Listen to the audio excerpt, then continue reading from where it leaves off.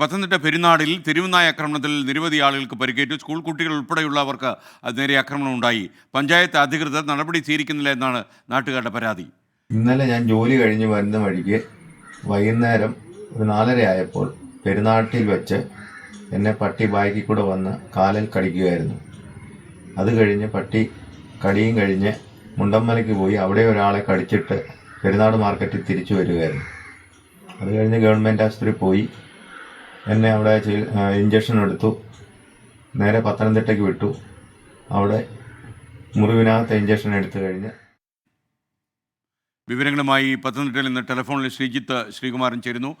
ശ്രീജിത്ത്, എത്രമാത്രം കടുത്ത ആക്രമണമാണ് ഈ പട്ടികളിൽ നിന്നുണ്ടായത്?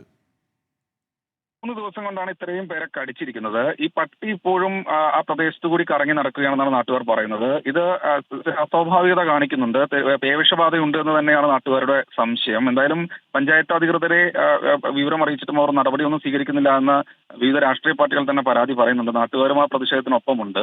എന്തായാലും ഈ പട്ടി കറങ്ങി നടക്കുന്നതിന്റെ, തെരുവുനായ കറങ്ങി നടക്കുന്നതിന്റെ ദൃശ്യങ്ങളടക്കം നമുക്ക് ലഭിച്ചിട്ടുണ്ട്.